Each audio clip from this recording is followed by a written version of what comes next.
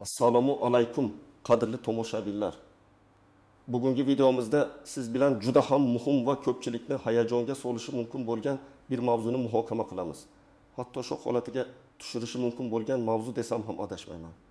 Qo'pol eshitilishi mumkin. Ammo gap bevosita hayotimizning ajralmas qismi bo'lgan vafot etgan yaqinlarimizni oxirgi yo'lga kuzatish marosimi, ya'ni dafn qilish jarayonidagi kutilmagan o'zgarishlar haqida ketadi. Ayniqsa, nafaqaxo'rlar, keksa otaxon onaxonlarimizga tegishli bo'lgan yangi qoidalar ko'pchilikni sarosimaga solib qo'yishi mumkin. Ya'ni endilikda pensionerlarni maxsus hujjatlarsiz dafn etish imkoniyati cheklanib borayotgani, qarindoshlar ko'plab ma'lumotnomalar yig'ishga majbur bo'layotgani haqida so'z boradi. Bu ma'lumot har birimiz uchun, oilasida keksa yoshdagi fuqarolari bor har bir inson uchun nihoyatda muhim. Chunki bu o'zgarishlar aynan bizning oilamizga, yaqinlarimizga bevosita ta'sir qilishi mumkin. Shuning uchun hoziroq kanalimizga obuna bo'ling, videoga like bosing va bu videoni oxirigacha diqqat bilan tomosha qiling. Biror bir muhim tafsilotni o'tkazib yubormasligingiz shart. Muammoning mohiyati nimada? Avvallari qanday edi va hozir qanday o'zgarishlar ro'y berdi?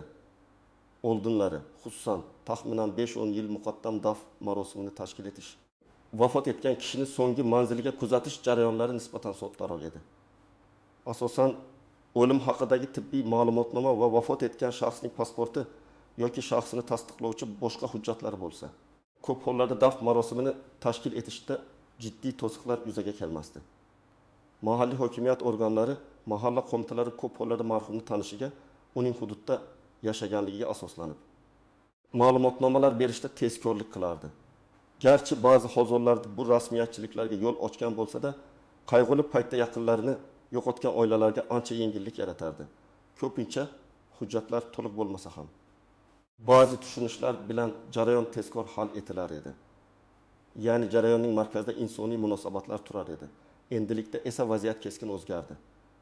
Hukumat tomonidan qabul qilingan qator qarorlar, dafn marosimlarini tartibga solish bo'yicha yangi me'yoriy hujjatlar va ayniqsa pensiya fondlari, tibbiyot muassasalari va fuqarolik holati dalolatnomalarini qayd etish organlari o'rtasidagi ma'lumot almashinuvi tizimining raqamlashtirilishi tufayli hujjatlarga bo'lgan talablar nihoyatda kuchaytirildi. Eng asosiy o'zgarish shundaki, vafot etgan shaxsning shaxsini aniqlash, uning nafaqaxo'r ekanligini tasdiqlash, o'lim sababini aniq belgilash va unga tegishli barcha ijtimoiy imtiyozlarni, masalan, dafn marosimi uchun nafaqa rasmiy tarzda rasmiylashtirish uchun talab qilinadigan hujjatlar ro'yxati sezilarli darajada kengaytirildi va ularni taqdim etish majburiy holga keltirildi. Hujjatlarsiz dafn qilinmaydi degan jumlani men shunchaki shok effekti berish uchun ishlatmadim.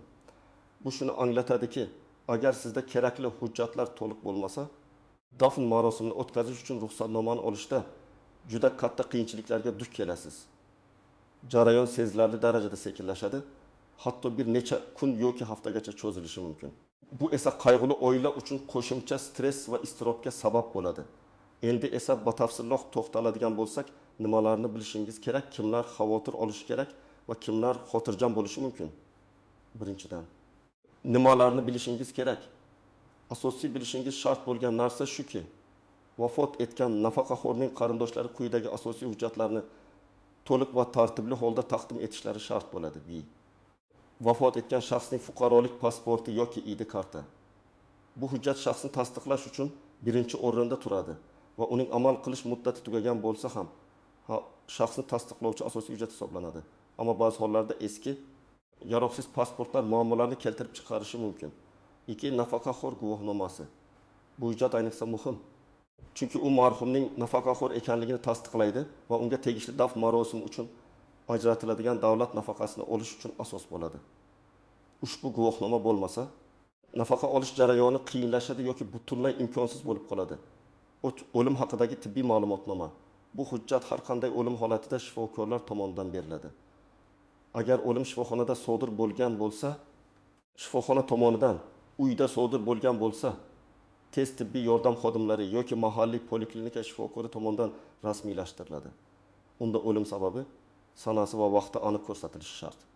Ushbu ma'lumotnomasiz fadya organlari o'lim haqidagi guvohnomani bermaydi. 4. Tug'ilish haqidagi guvohnoma. Bu hujjat ba'zilarda, ayniqsa vafot etgan shaxsning pasportida ma'lumotlar to'liqsiz bo'lsa yoki shaxsini aniqlashda qo'shimcha tasdiq talab qilinsa zarur bo'ladi. Shuningdek, meros masalalarida ham muhim rol o'ynaydi. 5. Nikoh to'g'risidagi guvohnoma.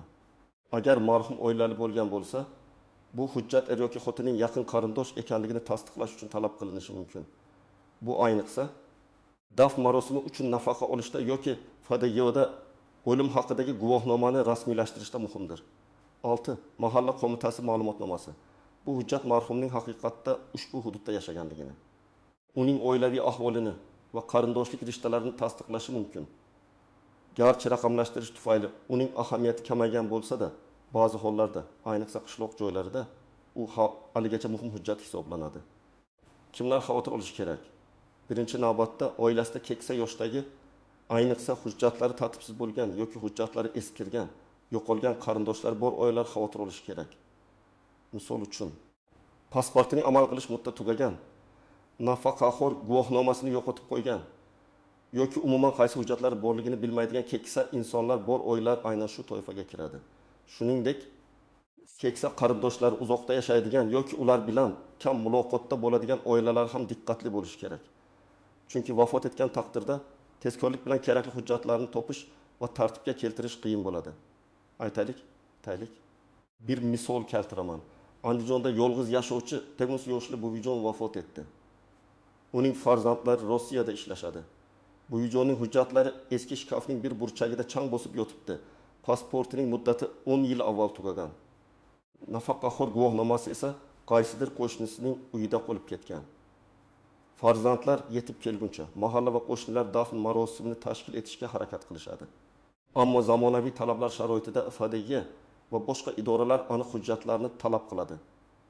Bu esa vaziyatni juda qiyinlashtiradi, bir necha kunlik kechikishga sabab bo'ladi va butun jarayonni nihoyatda og'irlashtiradi. Bunday holatlarda qarindoshlar nafaqat dafn xarajatlari, balki qo'shimcha yuridik xizmatlar uchun ham mablag' sarflashga majbur bo'ladi. Yana bir misol. Qashqadaryoda 5 yoshli otaxon to'satdan vafot etdi. Uning barcha hujjatlari bor edi, ammo uzoq yillar davomida ro'yxatdan o'tgan manzilida yashamasdan Toshkentda farzandlari bilan istiqomat qilardi. Endi dafn marosimini tashkil etish uchun Toshkentda o'limni qayd etishga harakat qilishganda marhumning doimiy ro'yxatdan o'tgan joyi Qashqadaryoda ekanligi sababli ma'lumotnomalar olishda qo'shimcha muammolar yuzaga keladi. Ba'zi hollarda o'lim haqidagi tibbiy ma'lumotnoma berilgandan keyin ham FHDga organlar o'limni ro'yxatga olishni doimiy ro'yxatga olish joyi bo'yicha talab qilishi mumkin. Bu esa oilaning hujjatlar bilan viloyatga borib kelishiga sabab bo'ladi va kamida 2-3 kunlik qo'shimcha vaqt va xarajatni talab etadi. Kimlar xotirjam bo'lishi mumkin? Hujjatlar doimo tartibda bo'lgan. Pasportining amal qilish muddati tugamagan, nafaqaxo'r guvohnomasini aniq joyda saqlaydigan va oila a'zolari ushbu hujjatlar qayerda ekanligini biladigan oilalar xotirjam bo'lishi mumkin. Shuningdek, raqamli savodxonlikka ega bo'lgan davlat xizmatlari markazlari yoki yagona interaktiv davlat xizmatlari portali orqali hujjatlarni tekshirish yoki ularni qayta tiklash imkoniyatlaridan xabardor bo'lgan oilalar ham nisbatan kamroq muammolarga duch keladi. Masalan, Farg'onada yashovchi bir oila otaxonlar do'qonning yoshda bo'lsa ham barcha hujjatlari tartibda bitta papkada saqlanardi. Farzandlari har yili otaxonning pasportining holatini tekshirib turishadi. Nafaqaxo'r guvohnomasining nusxalari ham mavjud. Bunday holatlarda otaxon vafot etganida qarindoshlar hech qanday ortiqcha qiyinchiliksiz tartibga solingan hujjatlar bilan kerakli idoralarga murojaat qilishadi va dafn marosimini tashkil etishda deyarli hech qanday kechikish bo'lmaydi. Bu esa qayg'uni yanada chuqurlashtiradigan ortiqcha stress va byurokratik to'siqlardan xalos bo'lishga yordam beradi. Ikkinchi asosiy qism qoidalardagi istisnolar, qaltis jihatlar va sezilmas nozikliklar. Har qanday qoida o'z istisnolariga ega bo'lgandek, dafn marosimini tashkil etish bilan bog'liq jarayonlarda ham ba'zi istisnolar va nozik jihatlar mavjud. Istisnolar: 1. Jasad topilgan holatlar. Agar shaxsning jasadi topilgan bo'lsa va uning shaxsi aniqlangan bo'lsa, huquqni muhofaza qiluvchi organlar va tibbiy ekspertiza xizmatlari dastlab shaxsni aniqlash uchun barcha choralarni ko'radi. Agar shaxsni aniqlash imkoni bo'lmasa, prokuratura ruxsati bilan maxsus tartibda dafn etish amalga oshiriladi. Bunday holatlarda hujjatlar mas'ul idoralar tomonidan rasmiylashtiriladi. Lekin bu oddiy holat emas, balki favqulodda vaziyat hisoblanadi. 2. Sud qarori bilan vafot etgan deb topilgan shaxslar. Agar shaxs bedarak yo'qolgan bo'lsa va keyinchalik sud qarori bilan vafot etgan deb topilgan bo'lsa, dafn marosimini tashkil etish sud qaroriga va unga asoslanib berilgan o'lim haqidagi guvohnomaga asosan amalga oshiriladi. Bu holatda ham hujjat yig'ish mas'uliyati qarindoshlar zimmasiga tushadi. Lekin protsessual tartibda biroz farq qiladi. U chet elda vafot etgan shaxslar. Agar nafaqaxo'r chet elda vafot etgan bo'lsa, dafn marosimi uchun hujjatlar chet elda joylashgan O'zbekistonning konsullik xizmati yoki elchixonasi orqali rasmiylashtiriladi. Keyinchalik bu hujjatlar O'zbekistonga olib kelinadi va mahalliy FHDG organlarida legallashtiriladi. Bu jarayon ancha murakkab va ko'p vaqt talab qiladi. Shuning uchun bunday holatda alohida diqqat va tezkorlik zarur. Qaltis jihatlar va nozikliklar ber. Hujjatlarning haqiqiyligi va to'g'riligi. Barcha hujjatlar asl nusxada bo'lishi va ulardagi ma'lumotlar, ism, familiya, tug'ilgan sana, pasport seriyasi va raqami bir-biriga mos kelishi shart. Agar birorta hujjatda imlo xatosi, noto'g'ri sana yoki boshqa nomuvofiqlik bo'lsa, bu jiddiy muammolarni keltirib chiqarishi mumkin. Masalan, marhumning pasporti ismining bitta harfi noto'g'ri yozilgan bo'lsa yoki nafaqaxo'r guvohnomasidagi tug'ilgan sanasi tug'ilish haqidagi guvohnomadagisidan farq qilsa, FHDG organlari o'lim haqidagi guvohnomani berishdan bosh tortishi mumkin. Bunday holatlarda dastlab hujjatlardagi xatoni tuzatishga to'g'ri keladi. Bu esa sudga murojaat qilishgacha bo'lishi mumkin va uzoq vaqt talab etadi. Bir tanishimning bobosi vafot etganida pasportida familiyasi Ahmedov, tug'ilish guvohnomasida esa Ahmedov deb yozilgani uchun o'lim guvohnomasini olish 10 kunga cho'zilib ketgan. Ular sud orqali ushbu nomuvofiqlikni isbotlashga majbur bo'lishgan.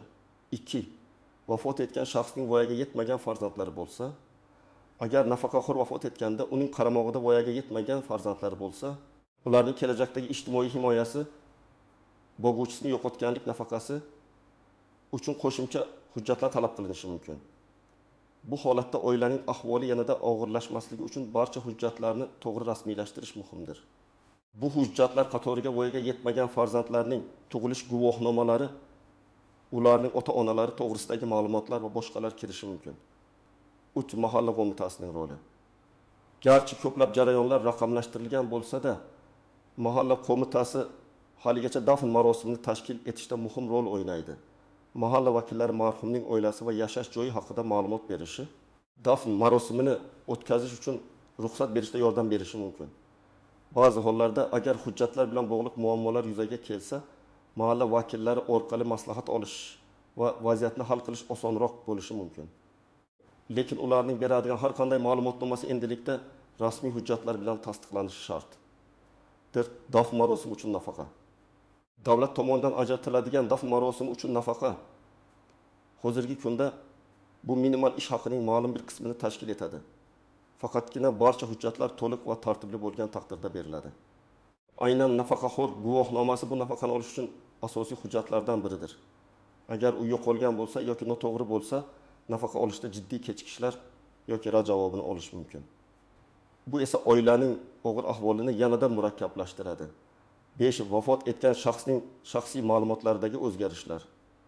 Masalan, ayol kishi turmushga chiqqandan keyin familiyasini o'zgartirgan bo'lsa, uning tug'ilish haqidagi guvohnomasidagi familiyasi pasportidagisidan farq qilishi mumkin. Bunday holatlarda nikoh to'g'risidagi guvohnoma yoki familiya o'zgartirilganligini tasdiqlovchi hujjat talab qilinadi. Bunday nozikliklarni oldindan bilish va hujjatlarni tayyorlab qo'yish juda muhim. Agar bu hujjatlar bo'lmasa, jarayon ancha murakkablashadi. Amaliy maslahatlar, tomoshabinlar nima qilishlari kerak?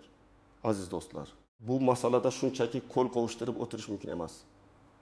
Biz hozirdan boshlab o'z yaqinlarimizga, ayniqsa keksa ota-onalarimizga, bobo-buvilarimizga g'amxo'rlik qilishimiz va bu muammolarni oldindan bartaraf etishimiz lozim. Quyida sizga aniq va amaliy qadamlar bo'yicha maslahatlar beraman. 1. Hozirning o'zida yo'q barcha keksa qarindoshlaringizning hujjatlarini tekshiring. Ularning fuqarolik pasporti yoki ID kartasining amal qilish muddatini, agar mavjud bo'lsa, tekshiring. Nafaqaxo'r guvohnomasining borligini va undagi ma'lumotlarning to'g'riligini tasdiqlang. Shuningdek, tug'ilish haqidagi guvohnoma va agar oilali bo'lsa, nikoh to'g'risidagi guvohnoma ham mavjudligiga ishonch hosil qiling. Agar bu hujjatlarning barchasi bitta joyda saqlanayotgan bo'lsa, undan yaxshisi yo'q. Agar yo'qolgan bo'lsa, darhol tiklash choralarini ko'ring. 2. Barcha muhim hujjatlar nusxalarini oling va ularni xavfsiz joyda saqlang. Asl nusxalari qayerda saqlanayotganini oilaning bir nechta a'zosi bilishi shart. Masalan, bitta papaga hamma hujjatlarni solib, uni seyfga yoki boshqa bir ishonchli joyga qo'ying. Raqamli nusxalarni ham skaner qilingan holda elektron pochta yoki bulutli xotirada saqlashingiz mumkin. Bu ayniqsa favqulodda vaziyatlarda juda asqotadi. Masalan, bir oilada keksa onaxonning barcha hujjatlari yong'in oqibatida yonib ketgan.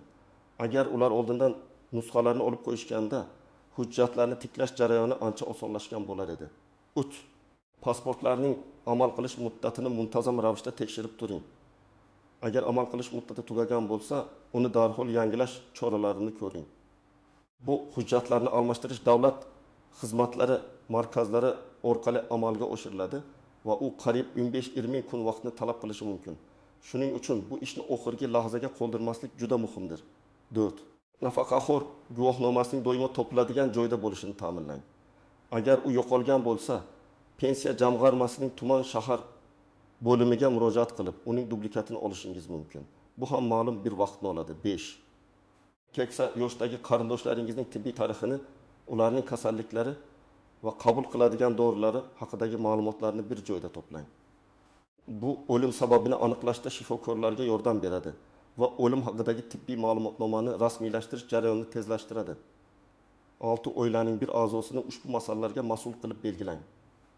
U barcha hujjatlar bilan ishlashga, ularni tartibga solishga va zarur bo'lsa, tegishli idoralarga murojaat qilishga tayyor bo'lish kerak. Bu kishi boshqa oila a'zolarini ham ushbu masalalar bo'yicha xabardor qilib turishi lozim.